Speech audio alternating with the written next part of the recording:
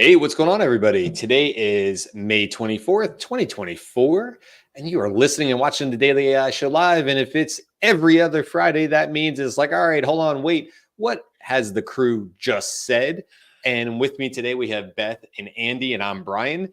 And this is our bi-weekly, although we did not do it 2 weeks ago because we had our 200th show, but this is our bi-weekly chance to just stop, breathe, not have to do a brand new topic, but actually have to have the opportunity to go backwards a little bit and talk about some of the topics we already talked about, but have new thoughts on.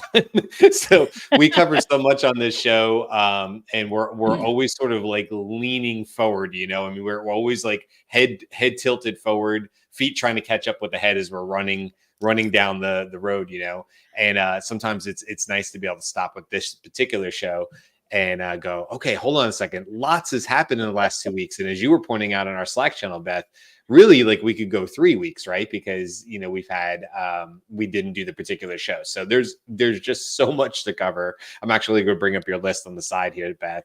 But man, we could dive into what I would love to talk about with you guys is like, now that we've had some time with like OpenAI's rollout, now that we've had some time with Google's Gemini and some of the things they have going on in the workspace and inside, building spreadsheets, building slideshows, all that stuff, and all the things Gemini can or can't do. Now that we've had some more time to play with, Anthropic's console, holy moly. I mean, on and on and on. And then all the other topics we have too. But I thought like it'd be fun to maybe just like get our pulse on, okay, now that we have a feel for what's actually usable today, not like some projected thing in the future, like what do we think? And I will tell you one that we definitely didn't cover. We talked about before OpenAI had their spring update or whatever they called it. There was two big predictions, and Carl was really talking about these a lot too. One, that OpenAI might announce a partnership with Apple. We still think that might happen, but we think it's going to be at Apple's Dev Day or whatever it is in June 10th, I believe it is, right? So we'll have to wait a little bit longer for that. The second thing was that a lot of people were predicting was search, meaning that ChatGPT was going to come out with, or OpenAI was going to come out with their own new search bot. Well, here's an interesting thing. I think they did, even though they did not announce it. It never came up in the thing. Sam Altman went as far as to say not GPT-5 or search, I think, in one of his tweets that he put out. But here's the thing. If you go into ChatGPT now, just yesterday, I could only get this in my Teams account for my work. So anything associated with Scale that we had a Teams account. Today, I can get it in my normal account that's not associated, a paid account that's not associated. But I could also get it in my daughter's free account, which means it's definitely rolling out. And here's what it is. Instead of just your browse and what you would usually get back from browse, which is fine. It would go search the internet and bring stuff back. Now it says searching the web at the top. It immediately shows you the 3 to 5 different cited sources, very similar to Microsoft Bing Chat, which would make total sense, right? We know this was going to be powered by Microsoft potentially. And then the result you get now looks like something out of Perplexity to me. So here's the difference, right? If I just said, who won the game last night? Browse could do that. But now what I don't believe it could do in the past, or at least I never got the experience was now if you say something like, explain to me the pros and cons of NVIDIA's latest announcement about their stock price, which just came out yesterday, it cites sources. It gives a really well-balanced thought process to it. It's now that it feels to me like it's embedding the best of ChatGPT with recent news stories, but in intertwining them a la Perplexity, honestly. Now, I don't want to say it's better than Perplexity. I haven't had enough time with it. But have you guys had any chance to see that or mess with that at all? Because I think it is their chatbot. No, you're the first I've heard talk about it, but I saw what you posted on Slack yesterday. And I think we know it's coming, right? Like it was that kind of like rumor, not rumor, too many people talking about it for it Yeah. to not be happening. And then, we just don't know when. And I think when he said not search, not GPT-5, I think that specifically mentioned calm down what we're talking about. What Mira is talking about on that day Right. Yeah. was not going to be those two things. It was going to be for Omni. So, what it wasn't was a landing page. There is no landing page of like Google search, right? You go to Google and you could do a search. And so I think people were expecting maybe that part of it too. Like, oh, you'll go to OpenAI and they will Right. now have a search bar. Maybe that is still coming. I don't know. But this definitely makes sense. And I'm curious, Andy, if you have any take on, will this bite into somebody like a Perplexity? Well, I think what's really happening is that OpenAI is wanting to reach parity with Google Gemini by integrating a pretty massive index, but it's questionable whether they actually have the infrastructure outside of a partnership to Right. do the level of indexing of the global web that Google's already accomplished and perfected over many, many years. So right now, in one of the things that I noticed that's really nice is Gemini is finding its way into all of the ways that I intersect with Google, and it's popping up there on the right and offering some interesting things. My use of OpenAI has typically been for a longer form question. And, then it'll give me a response, but it's not completely up to date. It doesn't really do, previous to yesterday, apparently, doesn't really do the comprehensive search and summarization and sort of, examination of the various facets of the question or the query that you're posing. I think that's going to emerge for OpenAI. And OpenAI is hoping that instead of going to a Google search bar and getting what we used to call SGE, but is now being much more smoothly integrated as Gemini, instead of going there, you might just choose to talk to ChatGPT about it and get a similar kind of result. But it'll be an interesting comparison to see whether the search capabilities of OpenAI are actually at parity with what Google can provide, especially in respect of local search.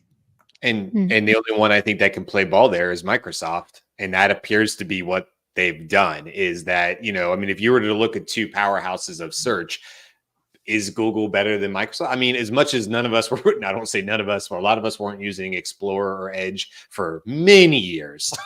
Where I would not have touched it.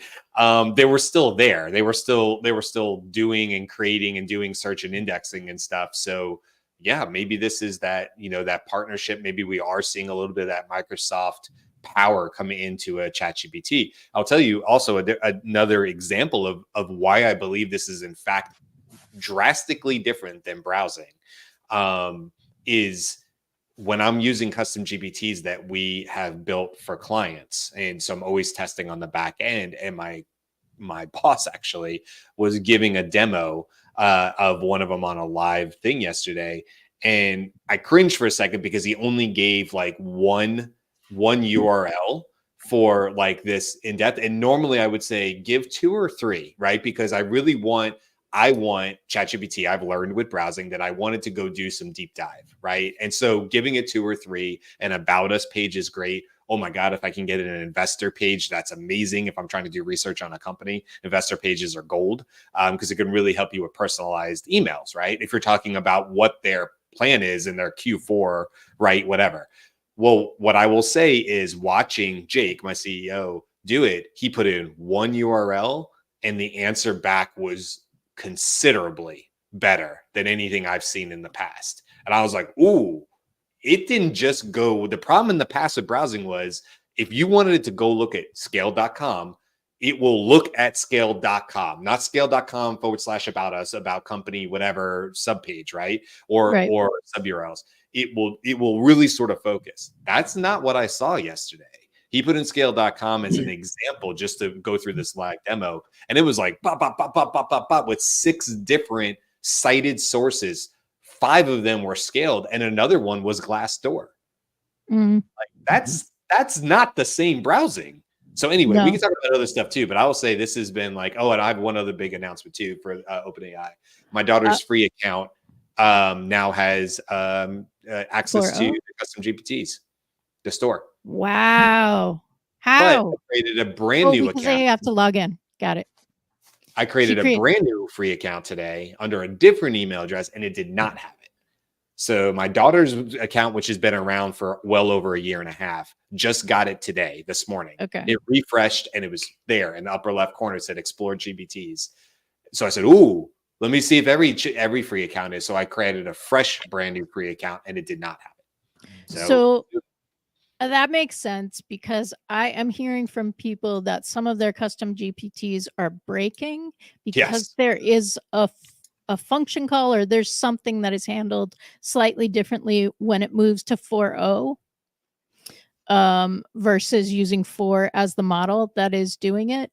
And maybe we'll say more about that when we know more about it. I was just hearing about it yesterday, so I don't have a ton more information. I will testify to that, Congress, that in fact 4.0 broke several of my GPTs and had me banging my head against the desk, going, "Why me? Why doesn't this work? How could it be possibly worse?" Brian, did you see anything common about the ones that broke that you could like surmise what the conditions are? I haven't checked mine, so I don't know. It was almost like it seemed like all of a sudden out of nowhere, ChatGPT got lazy. In fact, I just had a former client just say that to me. He goes, I had built him a custom GPT. And he's like, look at this result. And I'm like, yeah, no, it's not great. He's like, I think it's broken. And I was like, it wouldn't surprise me. Let me go back in. I'm going to go in for him and look at the instructions. Because he's right. It went from giving him pretty good, consistent results for months. And just in the last week, he reached out to me, and I haven't worked with him in several months. And he's like, hey, Brian, he's like, this thing you built for me, because he still has the link I built for him, instead of him having it on this side, which is fine. He's like, can you take a look at it for me? And I guarantee you I'm going to have to go back into it. So the answer to your question, Andy, is like, is there one specific thing? No, but it took me down a really deep rabbit hole of, okay, I'm not a coder, but I felt like a coder in the last 2 weeks, which was to say, okay, hands up, everybody pause. What I've been doing up to this point as far as how to write custom GPT instructions comes from learning from Rachel Woods and the AI Exchange and courses there. And then me and Beth taught courses on those. And not to say that that's abandoned, by the way. I still use what we would call markdown method. However, Beth, you had shared a recent blog article from OpenAI talking about their new suggestions on prompting. And I started using those suggestions. In fact, what I did was I copied the page. I put it in a document. Then I used that document as a knowledge resource and started running all my old custom GPT instructions through it. And I was like, what's missing? And I will tell you one thing, Andy, that came up that's just maybe helpful to other people. They have a thing in there in the article about, I'll find the link for you guys in a second, triggers, and using the term trigger, and then what the action is to happen after it. And I found that was helpful for getting ChatGPT to say something specific, like in quotes, to the user. Hey, I'm going to do this. That's a standard I want no temperature, no creativity in that quote. I want you to say this to the user every single time they go through this process. And that trigger and result part of the way they broke it down fixed some things for me. I won't say it's the only thing I did, but it was definitely a step in the right direction. Now my custom GPTs are working better. Like my same boss came back and he's like, we're there on this one that we have called Help Me Book a Meeting with. He's like, it's 100%. It's like, yay. Yeah. And that was a long road to get there. Yeah. All right. So, so there are, we're not going to just talk about OpenAI today, but there are two pieces. One is if you have a Mac and you have not downloaded the app, do it, because the ChatGPT app on Mac is really, really great. It's not, it's kind of like what Sam was talking about just having a conversation with his computer that could be knowledgeable. It's not that. You can use 4.0 in the app. It's not what they talked about, right? It's not that low latency 4.0 voice, because that is still rolling out. More on that in just a second. But it still feels faster than the phone and feels more robust than the phone, because I can have a conversation with the Mac app and then do something without having to like switch screens and do Here's a proviso about that, which is I have 3 Macs around here. None of them can use that app because you have to have Apple Silicon. Oh, yes. You have to have what? You have Oh, to have a later version of the Mac, which uses Apple's own silicon chips called the M line, M1, M2, or M3. oh, okay. To I have had an to M- upgrade my OS, but it is an M2. So Yeah. all So right. mine are all Intel based Macs from like the 2017, 2018 era. So Yeah. I can't use Just it. that I would just And look- this is to my point yesterday. Man, I'm starting to think, well, do I have to buy a new Microsoft Plus PC to get these kinds of features? Or do I have to shell out for, a big MacBook Pro with an M3? So Yeah. Yeah. Yeah. Yeah, I was just doing some quick research on that one just to see how far back. If anybody's curious if they would be able to download this, it sounds like, well, you would probably know if you have an M1 chip. But if you're like, geez, when did I buy my Mac? I would say 2020, late 2020 or newer, you probably maybe have a shot at this. It sounds Yeah. like. So good to Okay. know. The last OpenAI news. Everybody is super excited about this, but it turns out they did not try to make it sound as much like Scarlett Johansson as possible. Yeah. And in fact, the casting call for the voices was in May 2022, which was before the conversation of Sam reaching out. So we're not saying that he didn't also want Scarlett Johansson's voice, but Sky was not based on Scarlett Johansson, and it was not trying to be based on Scarlett Johansson. And they had a big cattle call. Lots of people came. They picked the voices that they wanted. Well, he's the only pushback I'd put on that. And then I don't know the answer, obviously. Maybe that's 1,000% true. Her came out on December 18th, 2013. It's 11 years old. So who's to say in this big old cattle call of getting voice actors that they didn't already know that they wanted to have one that sounded kind of similar? Even if it was people inside OpenAI would be like, it would be a joke if one of these sort of sounded like her. And now they want plausible deniability on the back end to say, whoa. We did this long before we reached out to Scarlett. But does that mean they didn't get an actress who sort of did sound like her?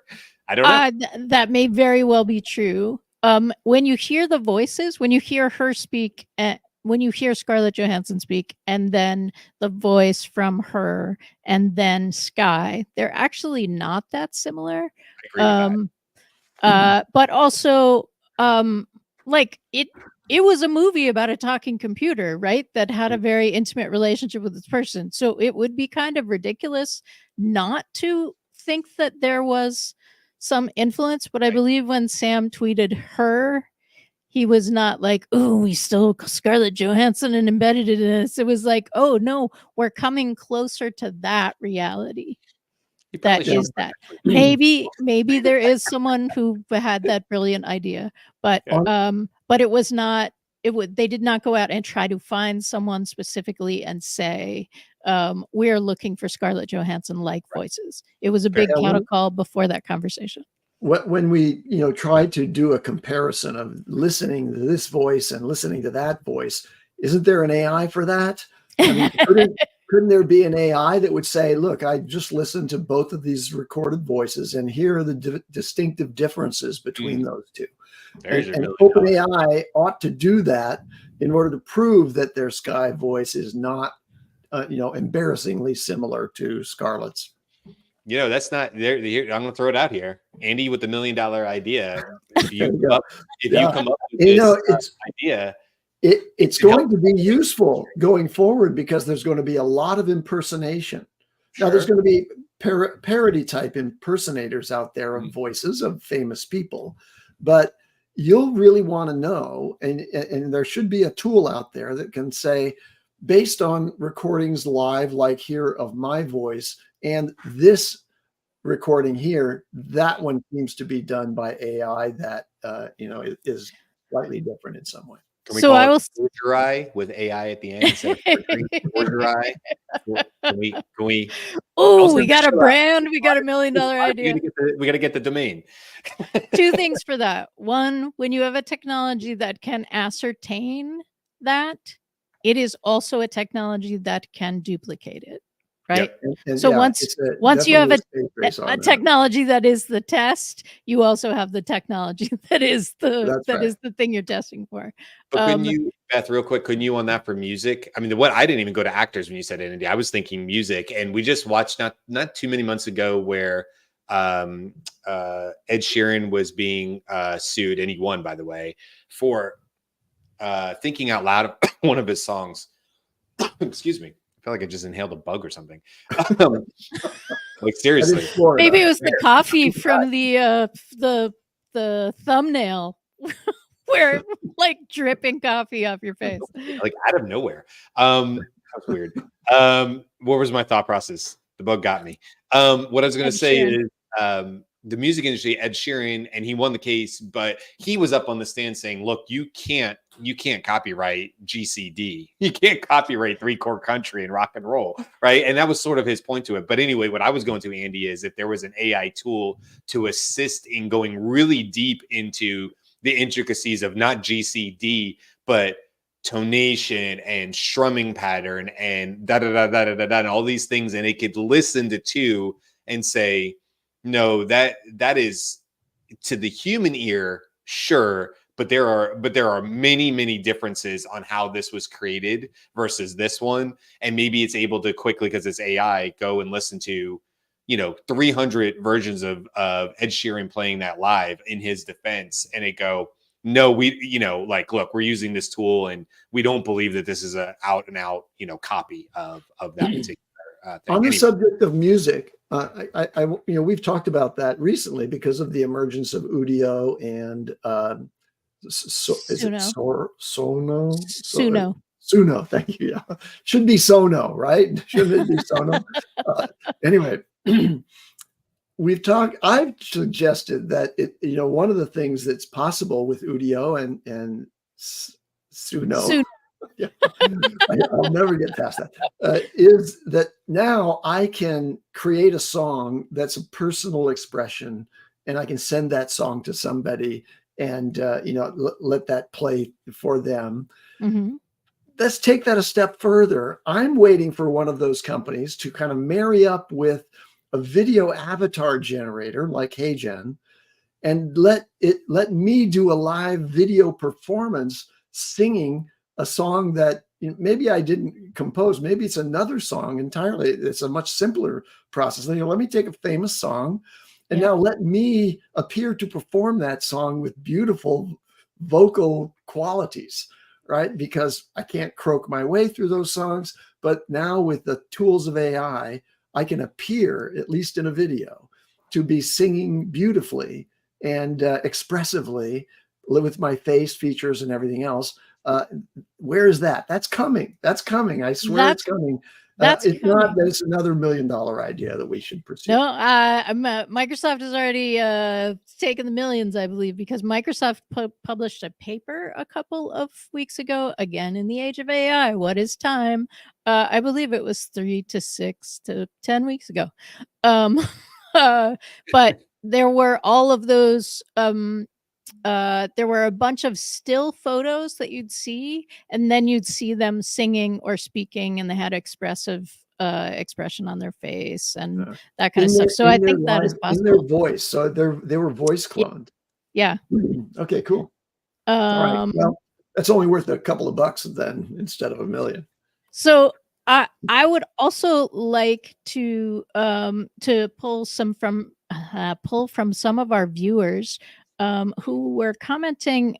Don't Sleep on China got a lot of interaction in terms of people feeling a couple different ways about what we were talking about. The first is the use of the phrase surveillance camera felt really biased for people. And I think that's a fair criticism. One of the let's see, Loki KS said surveillance cameras are called security cameras in the West, right? So we have security cameras all over the place. They are also surveilling us primarily for speed, but who knows, right? So that was like a point. Yeah. Non-competes, Nakatoa Zero Taku, non-competes and code sovereignty were things that they were concerned about, and that is not just AI, right? Or not even just tech with China. That's a known thing back and forth. Copyrights are a little more fluid. And the last thing, AI-Metaverse-Plus was commenting on my saying that China is a very old country compared to the US, and therefore they must have a lot of content to put into their LLMs to train. And they were reminding me that a lot of historical records and literature were destroyed in the Cultural Revolution. Mhm. So communist China is or the current China is relatively young in that context. They do again have a lot of camera footage because all Asian countries are very camera heavy, which is another thing that they were saying, and that Taiwan actually has a repository, I guess, of that historical literature. So it exists, but it's probably not being used to train the AIs that we were talking about that China is creating. So yeah, I want to follow on China. China, as you know, is subject to severe sanctions by Western countries led by the United States, which are intended to try to deny them access to the latest technology for AI and try to retard their progress there. But inadvertently, what the impact of that is it just focuses China on matching and superseding anything that they might acquire from the West. And I wanted to share with you something that just came up, which is China announced at Tsinghua University specifically developed a breakthrough photonic computer chip they're calling Axel for all analog chip combining electronics and light. And it's it uses photons, particles of light, instead of electrons to process and transmit information, enabling much faster computing speed and lower energy consumption. And it's being manufactured in China using an older a process that doesn't require the advanced lithography equipment that the latest GPUs do. Now, in terms of performance, that chip achieved a computing speed of 4.6 petaflops, okay, which is that's 3,000 times faster than an NVIDIA A100 GPU. Yeah.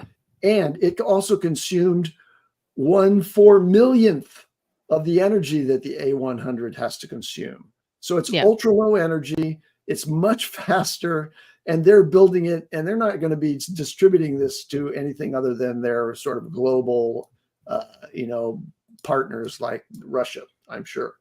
Right. So we've created a monster here by trying to do this way, or maybe we're just responding to the monsters that have been created that are attempting to be domineering in the world. So anyway, and plus on top of that, Grok, by the way, GROQ, which is the company that developed a chipset that's combining special instructions that work with LLM specifically and advances the speed of processing inference on projects. They've just turned to the markets looking for $300 million in investment. And so Grok is also one of these players on the chip acceleration front. Right. I think I also saw a story about light chips, right? Like doing that. So I'm wondering if I saw the same China story or if there are other companies in the US. Well, there are certainly other players out there who are working on photonics, but there is one limitation of the Axel chip, which is that it's unlike a GPU. It's not effectively programmable for sort of versatility and general purpose use. It has to be It has to be built for a specific application, but that's not a problem. You just keep knocking out these chips on this low cost CMOS type development pipeline, and you have a thing that's working 5,000 times faster. So, and we also talked on a show not long ago about Gigantor, which is a US company that has developed a chip that is running a convolutional neural network on an ASIC. So an application-specific integrated circuit, which is an older technology for development and cheaper and so on. So there's lots of players out there that, we've not finished the run to the full attainment of what the processing power is that can be applied to these. And that Excel accomplishment, I think, is really important with respect to the power consumption, because one of the things that is a criticism of AI generally is that it is not ecologically friendly because of the power requirements to run it. And there's and the supply chain is complicated, right? It right now it all runs through Taiwan for the most part, regardless of what chip you get. Those are where the majority of chips are manufactured. And there is apparently a small area in North Carolina that has the perfect sand for silicon, and that's like, I mean, there's just like, when you get further into it, you're like, whoa, does anyone else see it's held together with Scotch tape? Like, wow. So if there's new, better, faster, cheaper, less energy intensive ideas, that sounds great. That triggered a recollection of another development that's related to this sort of complex global supply chain for our technology, and that is lithium from fracking wastewater. So it turns out that when the petroleum companies are drilling into shale in order to frack, which is like pressing water down in there and letting the water push the gas up to retrieve natural gas from little bubble areas deep down into the earth, with possible earthquakes as a consequence.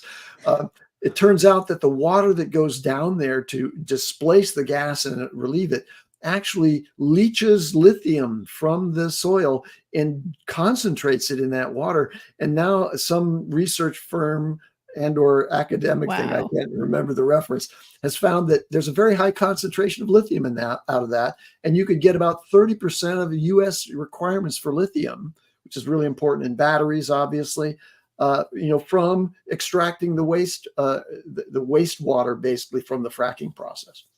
Wow. That's kind of impressive. Yeah. Not the fracking, but the trying to get something better out of it, I'm sure. I want to pivot real quick, I know we sort of spent a lot of time on OpenAI, not necessarily for that, but one of our more popular shows was 2-3 weeks ago called Sam Altman's new AGI predictions. So I don't want to talk about that again. What I actually want to do is bring up something that Aaron shared in our Slack channel, but it's about Elon Musk. I was going to do it. Get one show. Okay. So if you guys have been listening to the show, by now I routinely get the two names and I say one when I mean the other. But Elon Musk, let me get back to what I'm doing here. He was talking via webcam to Aviva Tech 2024 in Paris. And he said, probably none of us will have a job when discussing how AI will develop and grow. He has a way with words, right? If you want to do a job that's kind of a hobby, you can do the job, Musk said. But otherwise, AI and the robots will provide any goods and services that you want. He explained that for this scenario to work, there will have to be a universal high income, which I was like, universal? That sounds like something else, which I'm glad this article, credit to MSN for this article. Universal high income is a concept that envisions a society where AI reduces the cost of human labor, which would make basic needs affordable for everyone. And this is not to be confused with universal basic income, which is exactly what I was confusing it with, which refers to a government giving a certain amount of money to everyone, no matter what their income is. And he said there will be no shortage. This is Musk again saying there will be no shortage of goods or services, Musk said. And then one last thing I want to bring up to this is he said he added at the conference, my biggest hope is Mars. My biggest fear is AI, which is kind of a cool quote, actually. So I don't know what you guys think. I'm obviously, I think, like a lot of people. I think I'm like a lot of people, Elon Musk.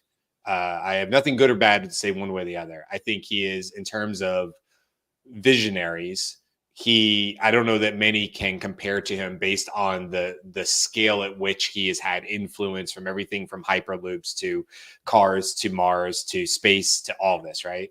Or the Neuralink. I mean, when you look at what he's attached to, right? So, but he also sort of throws out some stuff, and he makes these bold predictions that often he does it with Tesla, he does it with other things. It's not just that, SpaceX as well, where they often are just, they're too soon, right? He'll say something's going to happen in the next 3 years, and it blows past that and ends up being 7, 8, 9 years away. So I don't know. What do you guys think about like him, saying something like that? Because it's a very matter of fact way, and that's the way, he speaks. But do you kind of, he's saying by 2025. I mean, let's be honest, that's next year.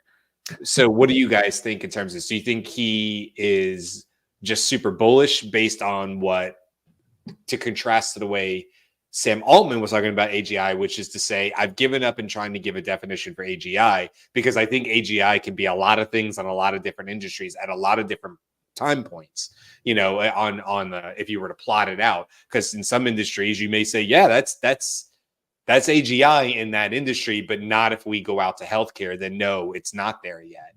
So it'll roll out. Anyway, all that to say, what do you guys think about that? Does that change your perspective? Is this just another classic quote from him? I don't know. What do you think? In the long run, I agree with him. Mm-hmm. I think that, the developments of technology, will, and I'm talking about decades long, like the disruption and the transformation that's required to get to the point where humans really don't work as we understand it today anymore. I think that's going to take decades. There's so many things that can't be accomplished by robots and AI without, like years and years and decades of development. Just think about the food supply, as one. Like, you've got to automate everything from the tractors to the, seed development, all that stuff. That there's still going to be people having to work. But I think he raises an important point, which is, how do you get to the end game there without providing, in effect, more free access to resources to everybody in the population? Yeah. And that is a total disruption of what we understand as capitalism or even command economies. So, I agree with him, but I think he's way short on the timeline. Yeah. Well, what's the quote on that, Beth or Andy, on the we usually, oh man, I'm going to ruin this, overshoot the short and undershoot the long, or something like that. You know what I mean? It's like sort of like, man, I'm messing that up. But anyway, that's the idea of it, is that we often are too bullish on the short term and not bullish enough on the long term. Maybe that's a better way to say it. Sorry, go ahead, Beth. I also, I did not spend a lot of time with the quote, but for me, the difference between resources being shared across need that is controlled by very, very rich people or very, very rich companies versus government is a bit alarming, because government is actually formed to be able to be representative or responsible to the people, and there's no way that a corporation or very wealthy individuals are like, that's just not how that happens. And if you come at me and say, look at our government, it is not serving our need, I would say that is because of the influence of very, very rich people and very, very rich companies. So they don't need to be responsive to us. But I don't think we fix that by saying, screw the government, let's just let them decide anyway. Like, that's oh, you can come at me. It's all right. No, I just put up, for anybody that's listening to this, I just put up a banner that says, don't come at me. One quick addition here. Yeah, you mentioned VivaTech, which is a big AI conference in Paris. And we have a foreign correspondent. We dispatched our correspondent, Carl Yeh, to be there in person. He's actually been sending us videos of some of the demonstrations on the stage there. And we'd love to share those with you. And perhaps we'll ask Carl when he comes back to do his final report on the trip to provide some clips that you'll enjoy. You know what, Andy? That's not a half bad idea. Let's get with Carl and see if we can schedule a show for next week. Because I was just thinking about next week's topics. It'd be great to do a deep dive, like, have Carl kind of run us through all the cool stuff that came out of it. Because he's been sending us a lot, on the back slide channel, just talking about things that he's seeing, hearing, listening in the conference. And it's been really, really informative. As far as AI and stuff like that. So that'd be a cool idea for a show. Well, with that in mind, we could certainly keep going for twice as long. I want to give a shout out to my daughter Sophia, who brought water to the room. I literally thought I was going to just keep coughing through the rest of the show. And she's very sweet, and she was worried about me, so she brought me a huge glass of water, and it made a huge difference. So a nice assist to my daughter Sophia, who's home today and finishing up school. So we'll wrap it up there, but thanks for everybody hanging out with us. Thanks, Andy. Thanks, Beth. And yeah, I love the show. I always look forward to this bi-weekly wrap up. We will be back all next week. Memorial Day is on Monday for anybody in the US, but we will have a show. We'll be here. So, I know the three of us said, I think we'll all be here, and then whoever else can show up as well. So come on back all next week. Come hang out with us. If you're off on Monday while you're getting that grill prepared and ready in the morning, you can hang out with us live and talk about AI. So that's it for this week. It's been a good one. These last 2 weeks have been crazy. I am sure the next few weeks will be just as much. So we will be here to report on all of it and give you our take on it. So until then, guys, we'll see you. Have a great weekend, and we'll see you on Monday. Bye.